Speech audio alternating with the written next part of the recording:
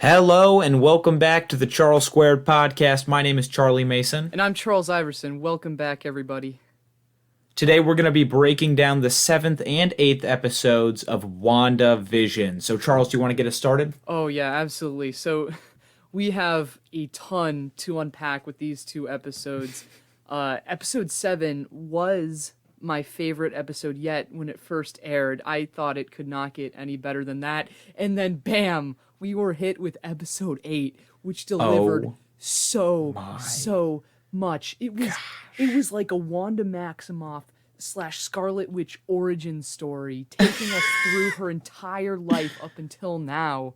Wow. I feel like it was a little bit of both. It was a little bit of a Agatha Harkness origin story, too. That's true. You can't forget about the part at the beginning with the Salem witch trials. The Salem witch trials, yeah. I don't know if we talked about that earlier, but Agatha Harkness was technically the first, in the comics, she was the first witch put on trial in Salem. We kind of saw a different version of that, though, where it seemed like kind of a cult of witches. Not a cult, but Yeah, kind of an organization coven. of them. A coven of witches. Yeah. Kind of puts her on trial for meddling in dark magic, and that's kind of how she gets her start on the dark side. Yeah, so we don't really know the specifics of what was going on there, but it kind of seemed like she didn't necessarily want to be evil, but like she maybe stumbled across dark spells by accident, and then one of the Exactly. witches caught her, and she's like, "No, please, I didn't mean to."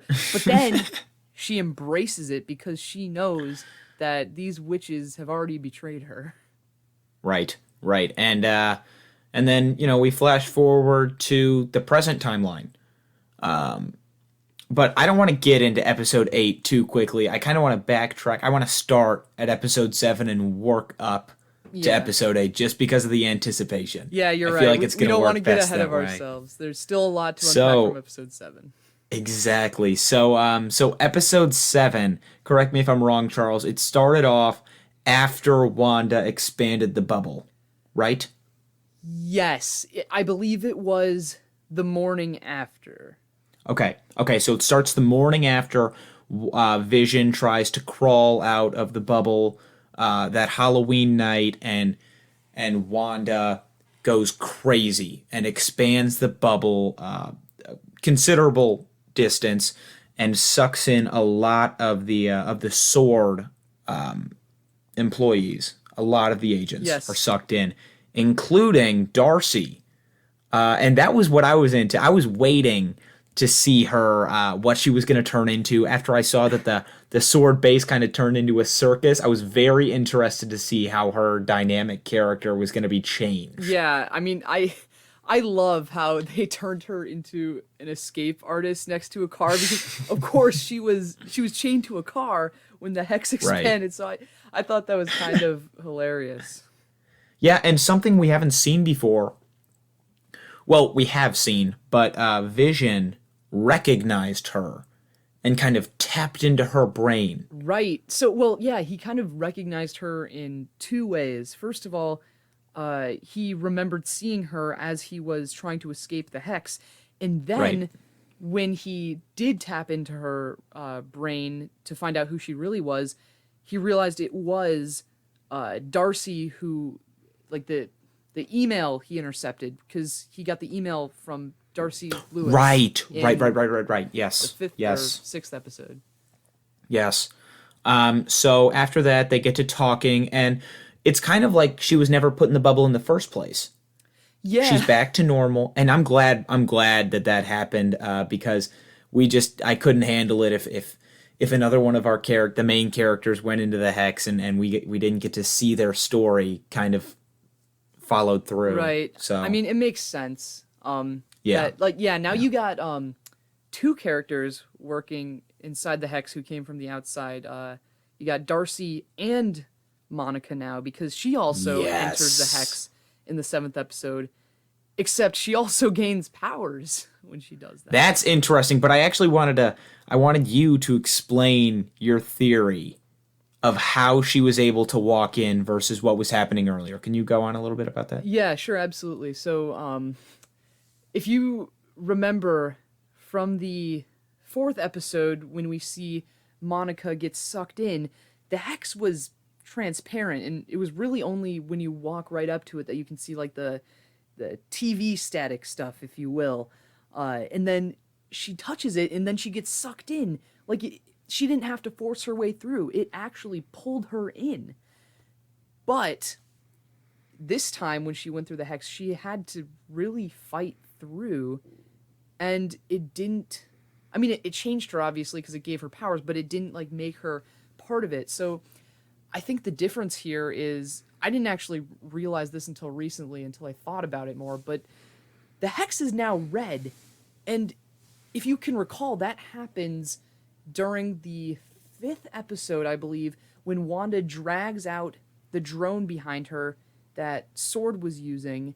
And as she goes back in, she uses her hands, she like holds them up, and then like as she does that, the hex starts turning red around her. I didn't really think anything of that at the time, but I think she was basically putting a spell on the hex that made it impossible to penetrate, or so we thought. Yes. So I think, And luckily, yeah. yeah, so I think because of that, that's why it was harder for Monica to get through, and maybe that added boundary is what gave her the powers.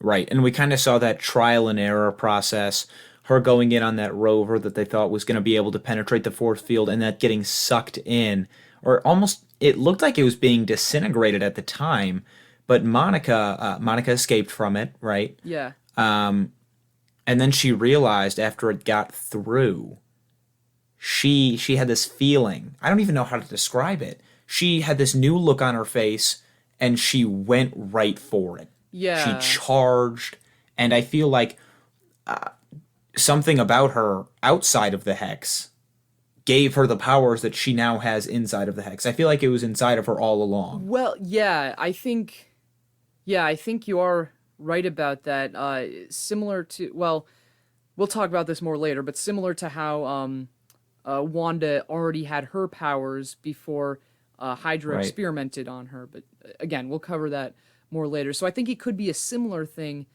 there, where the hex kind of activated powers she already had. And I think it may have even started to activate her powers already, even when she went through it the first time, because if you remember, when they did like that medical scan of her, like it was coming out Yeah. like funky. And they said all of her genetic DNA had been rearranged. Right, something like that. That her cells were all something was all out of place, wasn't like showing up right. So Yeah. the hex changed her, and maybe re-entering was the push that she needed to. I don't know how to say reveal her true powers, which is kind of Yeah. cool to see.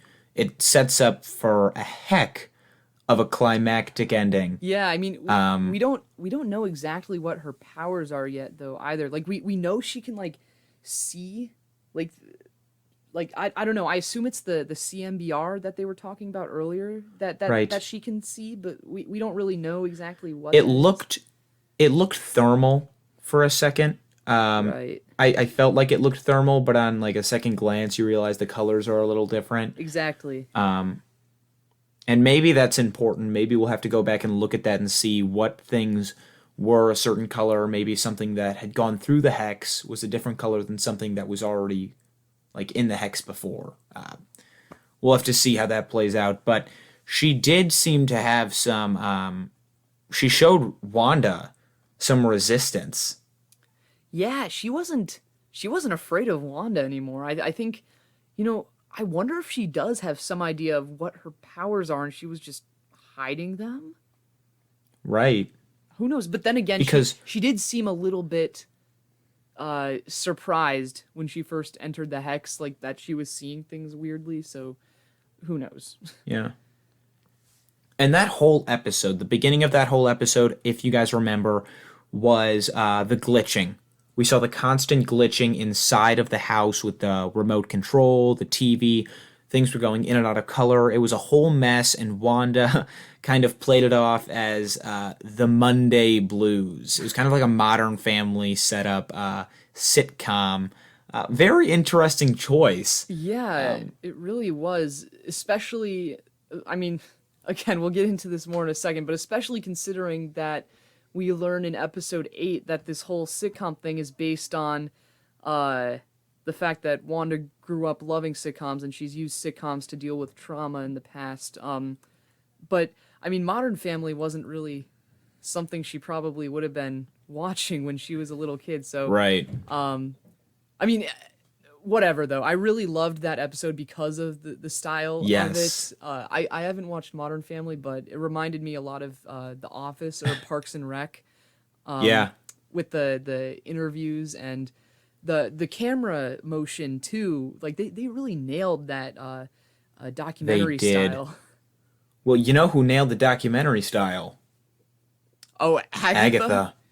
It was Agatha Agatha. all along. It was Agatha all along. I was building to that. So at the end of this episode, Agnes, the kind, friendly neighbor, puts on a little show for the Marvel viewers, about how she controlled the whole bubble, like the entire time. It was her. Pietro was her. I don't even know what else. She was behind the camera the entire time. She was controlling the neighbors some of the time. Yeah. It was She crazy. controlled the rabbit in the magic show too. I mean, Yes, that wasn't yeah. really like too important, I guess, but they did show that. So maybe the rabbit Right. is important in some way.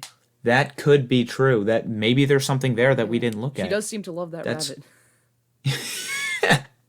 Yeah, so a lot of stuff happened. A lot of answers were given in the 8th episode, but I think the end of the 7th episode kind of built to that, letting us know, if you kind of count the end of the 7th episode and combine it with all of the 8th episode, I think almost every answer to one of our questions was given. Yes. I mean, there are only a few things that I think have yet to be answered. And I mean, I think that's the ideal place to be going into a finale. Like almost all the questions are answered. Now, hopefully it'll all be resolved. right. Among the few things though that still have yet to be answered, I mean, what's up with this missing persons case thing? That was brought up in the 4th episode and really not mentioned again after that. No, yeah, I think that's definitely going to be important. I actually didn't realize. You reminded me that the missing persons still hadn't been identified yet. And I like to bring up Hayward in this sense. So I believe, my theory right now is that in the 8th I know we're getting into the 8th episode. It's going to bleed one way or another into each other. I feel like that's just how they set up these episodes, kind of back to back. Yeah. So I feel like after watching Hayward interact with Wanda in the beginning, before the bubble was created, I feel like his whole plan was to get Wanda to do what she's doing now. Right? We saw that a little bit.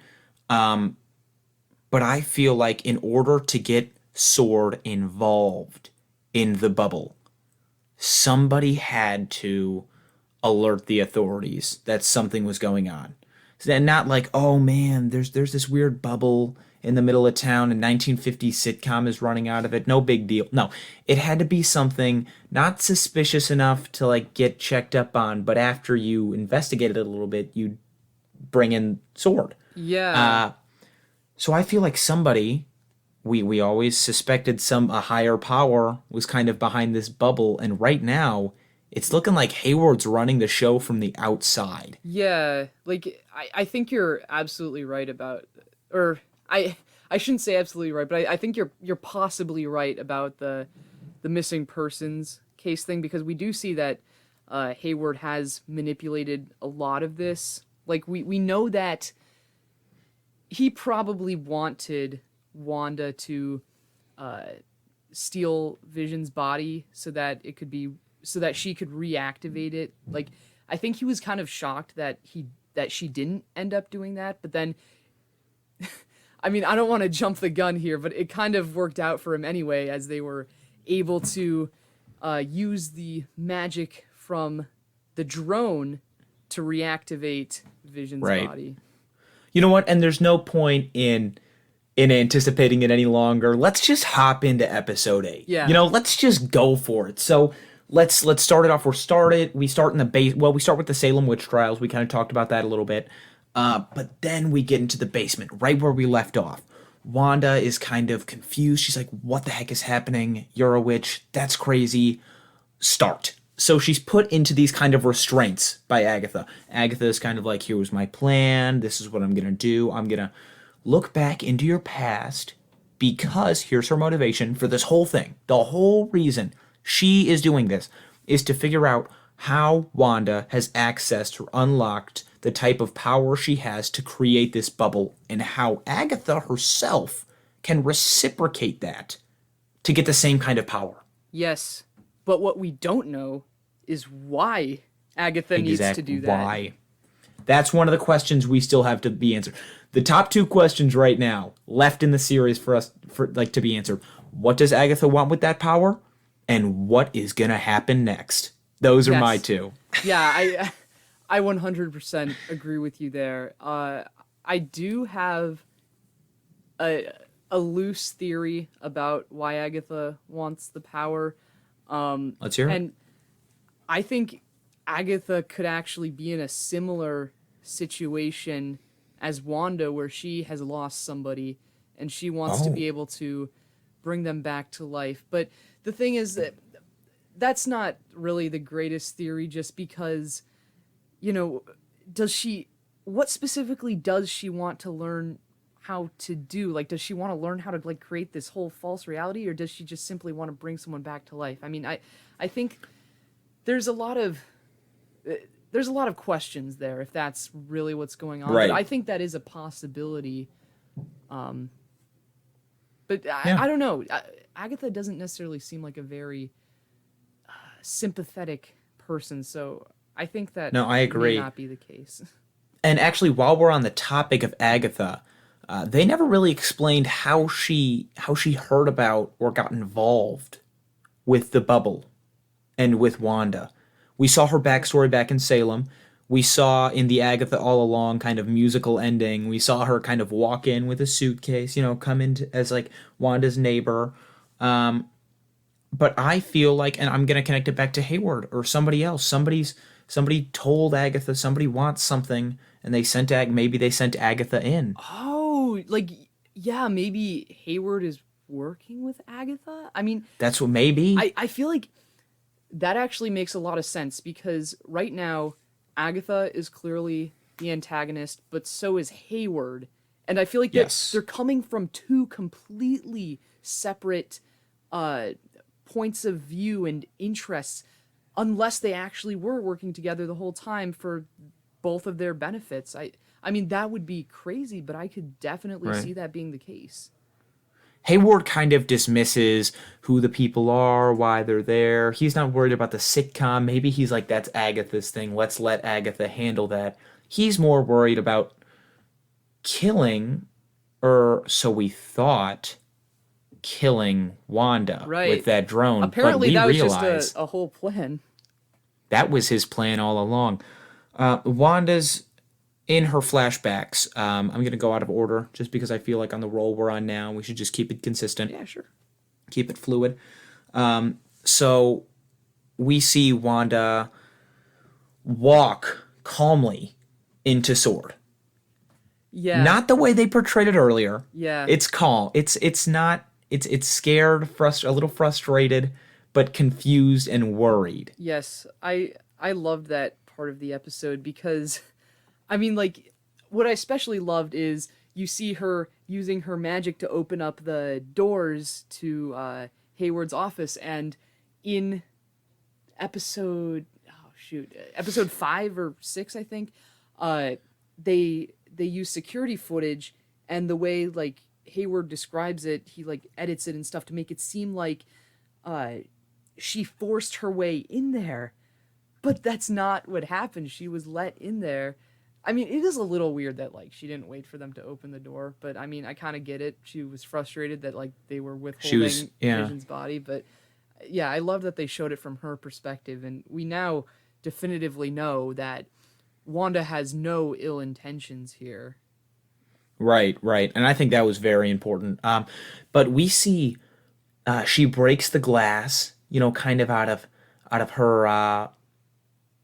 her stages of grief, the final stage, almost accepting that he's gone. So she breaks the glass in Hayward's office, goes down to see Vision, realizes and says the words, "I can't feel you." And that's kind of the moment where she's like, it's over. Like, there's nothing I can do.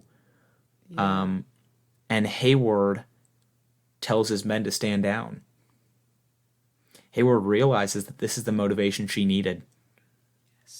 Yes. I I think I think he really wanted her to just reactivate Vision right then and there. They might have been staging that, honestly, because when you think about it, that was 5 years after Vision died. So like the fact that they were happening to work on Vision at the exact time Wanda walked into Exactly. Sword headquarters. Yeah, that's a little suspicious. Yeah. But then when she walks back to her car, I'm wondering, was that note in her car the reason she went to Sword? Because she seemed kind of not shocked, but it almost seemed like a note. At first I thought it was a note somebody left in her car. Yeah, I had no clue what that could have been until like she actually opened it up when she got to the site of their Right. home. Uh yeah, I don't know why she had that in her car at that specific moment though. I feel Possibly like it was like she wanted to bury him like on that site of like where their house was going to be. maybe because she did say all she wanted to give him was a proper funeral, right? Okay, yeah, that's now that you say that I forgot about that. That's most definitely But what it she was planning on doing. it could have been that, or I'm telling you, somebody could have put it in her car and being caught up in the moment, she wasn't worried about it. Hayward wanted her to drive to the house, and that's where maybe he wrote the note that was on there from V Oh saying man. where a place will grow old, and that's what caused her to have that reaction the way that she had. If So that's it would set up in Westview. wow, yeah, if that's what happened, that would be a super genius move for Hayward. I mean, honestly, I hope that doesn't happen because I feel like that's such a great moment to have. Like, if it's genuinely from Vision. But oh man, that is a pretty good theory, I must admit. I We was do tearing see up during that we scene. do see Hayward is honestly behind a lot of this stuff though, so I guess it wouldn't surprise me too much. But I mean, I feel Right. like we gotta have that for like Yeah. a good emotional moment. We gotta have And something. that was the last flashback, I believe, right? That was the last one. Because then Yeah, it showed her building the house, building the town, and then boom, they brought her back out, right? yeah. Okay.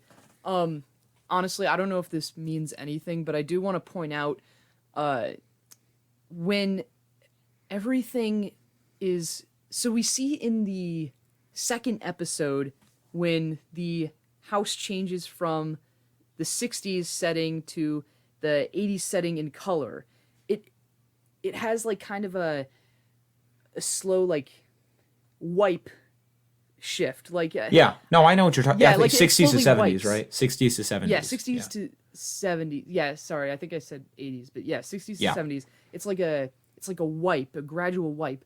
But this was like all of a sudden like things were like being built like from scratch. Yeah, it was weird because it was a mix of things being built, and then if you looked really closely, it was almost like it was all in color at first, and it was like glitching, like slowly moving across. Oh yeah, I hadn't thought about that, but yeah, I know what you mean cuz yeah, when it was being built it was definitely in color, but then it shifted to black and white Right. at some point cuz it Right. started in the 50s. But Um actually related to that, let's talk about something that I thought of related to the whole sitcom thing. So obviously we know that Wanda grew up watching a lot of sitcoms with her brother and her parents, and she's watched sitcoms when she has to deal with trauma. So when she's dealing with the trauma of losing Vision, she doesn't just watch a sitcom, she kind of subconsciously creates a sitcom. So Yes. I mean, I guess that's kind of obvious, but like I think it's really connected to the relation between sitcoms and trauma for her.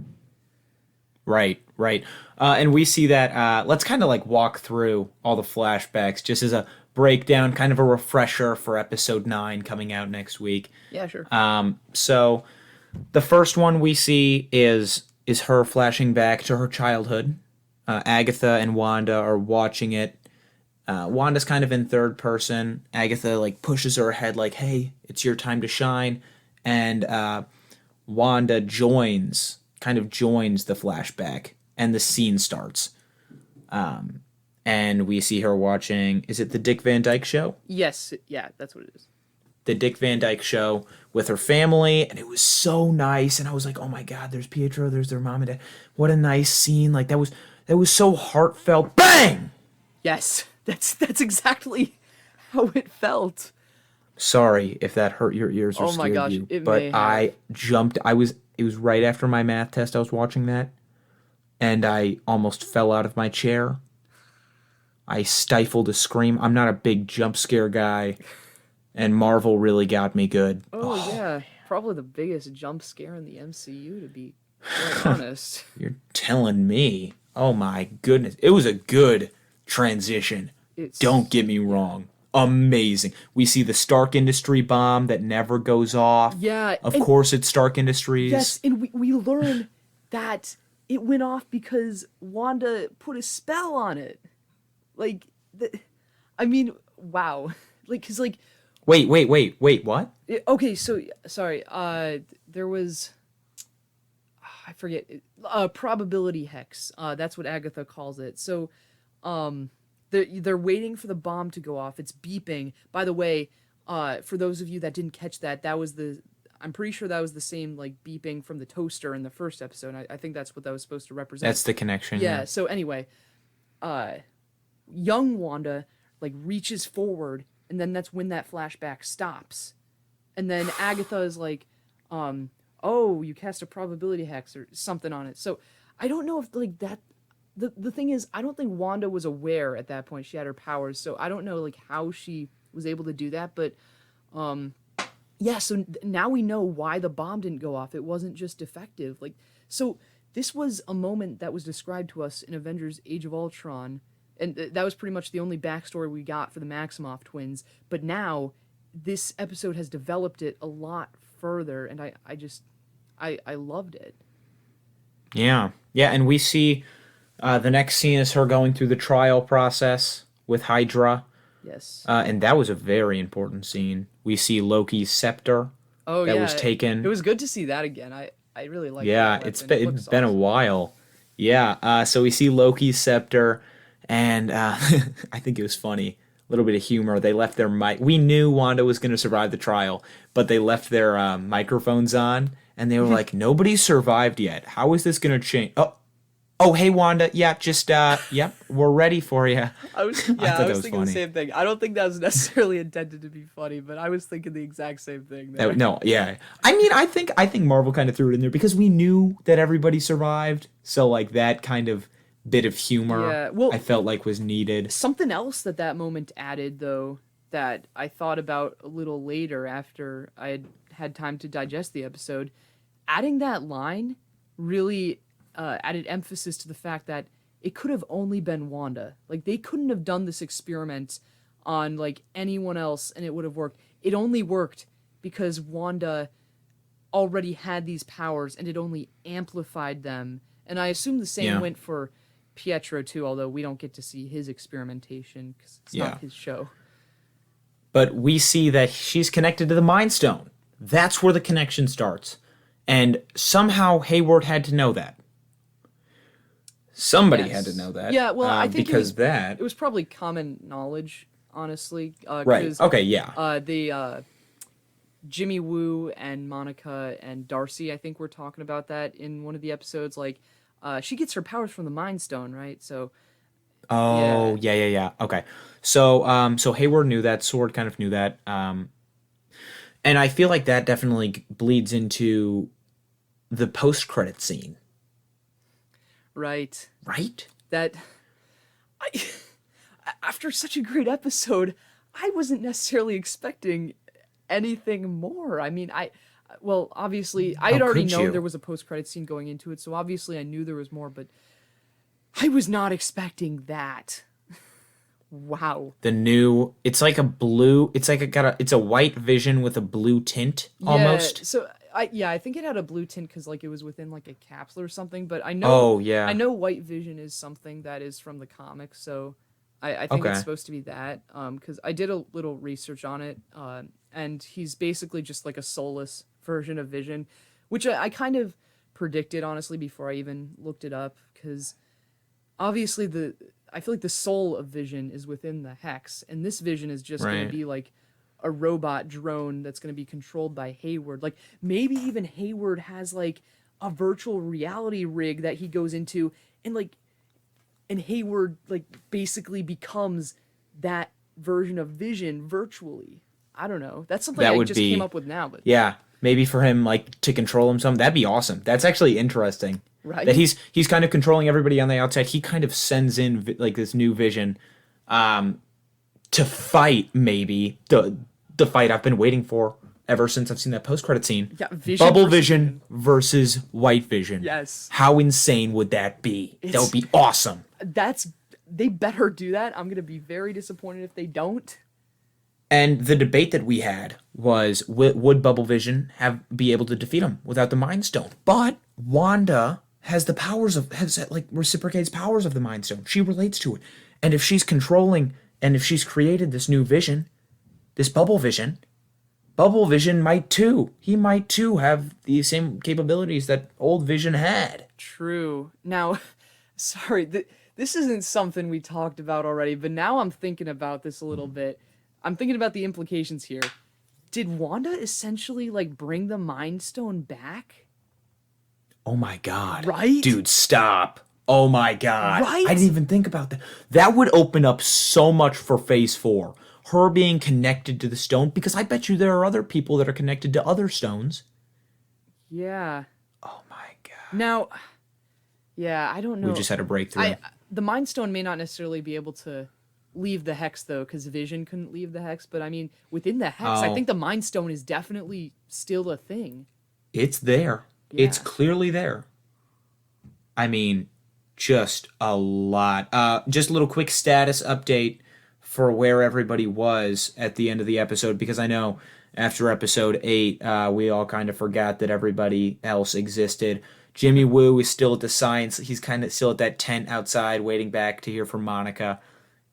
Yeah. Episode 7, post credit scene. Monica and Pietro, who's controlled by Agatha, is there. But maybe the spell is worn off. Maybe he's good Pietro, bad Pietro. We You don't know know, yet. I feel like that if the spell wears off, I feel like he probably just disappears because I feel like he's probably just an Right. imaginary thing. But who No, knows I don't where? know. I thought she, yeah. No, she said, I thought she said something about like, oh yeah, finding that other Pietro was such a hassle. Like, the other one had Oh, bullet holes in him. oh man, yeah, I guess. Oh, if that's what happened, like if she found him, I guess there is still the possibility he could be from the Right, Fox universe, and she just like yeah, she snatched him from there and is controlling him. That'd be cool. right. That'd be a multiverse connection. It'd just be a lot. Yeah, Yeah. Darcy is stranded in the middle of that traffic because Vision left her after his interview. right. Vision In the is who circus knows where truck. though. He's flying back Yeah, we don't to know where. the house probably. My guess Probably is to watch. Yeah. yeah, my guess is the next episode is gonna pick up right where this one left off, and like Agatha's still gonna be like holding the kids, and Vision's gonna fly in and be like, "What's going on here?" Yeah, something like that. Yeah. um, yeah. Hayward is probably. Where is I Hayward mean, in this Hayward's new just set? Does at he have a like new the setup? sword base that the temporary sword base that's just outside Yeah, of the bubble. new setup. Yeah. And we know now his motivations were originally to get Wanda to create this so he could use the drone to create his own vision. Yeah, So we know but that. now that he has his own vision, though, I'm wondering what he wants. So I back to the thing about Agatha and Hayward working together. I think like now maybe he owes something to Agatha, so that's why he's like sending the new Vision into the Hex to like fight them or Oh, something. maybe. Oh, because maybe she wanted to understand how Wanda got her, like, the chaos magic. We realize Yeah. she's using something called chaos magic. Now that she knows that, she has no use for Wanda being alive anymore, and maybe Hayward's new vision is there to kind of eliminate Agatha's competition. Yeah. Yeah, I That's a feel like, solid theory. I guess we'll yeah. find out next week. Speaking of which, uh, you all know that we are doing a bi-weekly format now, but because next week is the last episode and we gotta cover it, we will be doing an episode next week just for you guys. But then after that, we will be switching back to the bi-weekly format again, starting from next week. And also, if you guys were not aware, we do have a blog now. Uh, there is a Yes. blog tutorial on how to get there and follow it on our YouTube channel. So if you're not subscribed to our YouTube channel, make sure you do that. We're going to be putting links in the description for our latest blog post, which kind of covers something outside of the MCU. We're going to go to the DCU. Just the latest blog post was about Michael B. Jordan. Just a little info for you there. Just go over there, click on the link, check it out if you want to, share, and if you've made it this far, thank you for listening. And I want to take this opportunity to give a big shout out to our one viewer all the way from Germany. Yes. Thank you. Yes, thank you, Uh, Germany viewer. I don't know how in the world the word spread about this podcast to Germany, but Maybe somebody used a German email. Maybe they're actually from Germany. One way or another, we appreciate you. So, this has been the Charles Squared podcast, and we'll see you guys next week for hopefully an exciting and much anticipated season finale. yes. See you guys. We can't wait.